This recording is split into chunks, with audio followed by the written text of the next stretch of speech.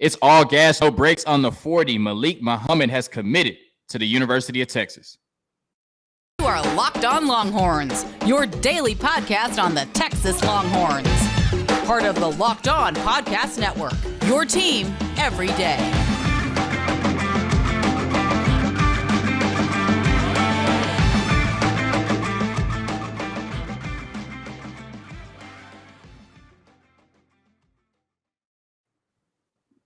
Locked On Longhorns, the show. Jonathan Davis, your host. Malik Muhammad has committed to the University of Texas. I'm joined today by John Garcia Jr., Director of Football Recruiting at Sports Illustrated.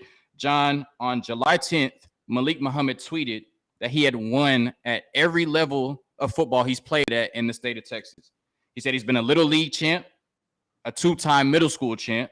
He just won a state championship at South Oak Cliff, and now he looks to fulfill that prophecy on the next level by winning a national championship at the University of Texas.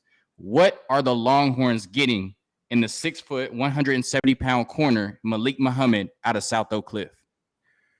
JD, they're getting as balanced a cornerback as we've evaluated in this class, whether you look at it from a production standpoint, certainly a competition standpoint, a playmaking or flash standpoint, or an overall athleticism standpoint. He checks just about every box there is for the modern day cornerback. He's got great length, as you said, 6'6" or so. He plays a ton of wide receiver, so the range, ball skills, and overall athleticism to meet the ball at its catch point, that box is checked. And Sharpie at this point, he's just a playmaker when the ball is in the air. And then he counters it with a physicality where not only can he support the run from the cornerback spot, but we see him lining up at safety. We see him lining up in the box, over slot receivers.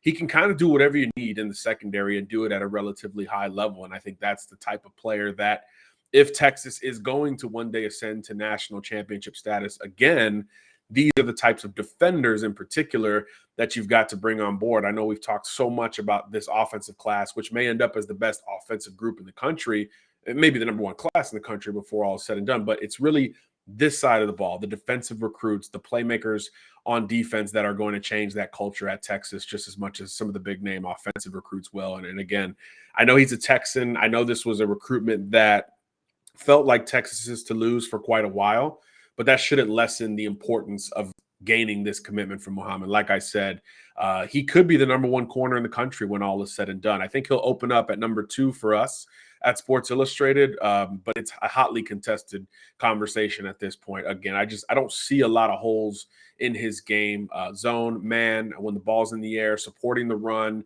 the instincts, the range he shows. There's just a lot to really like about the floor of Malik Muhammad. So if he gets bigger, stronger, faster on top of this, I think you start to get into that ceiling conversation, and that's where you could really make the argument that this is the best cornerback in the class of 2023.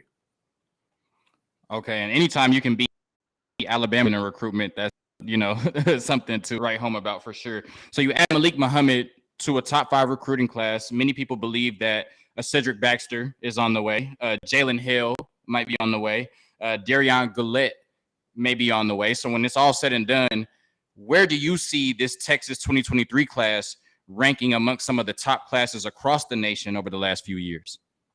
It's a great question, Jay. Look, we evaluate classes a little bit differently, right? We are not numbers based. I have degrees in the arts, but not in the sciences. I do not do math.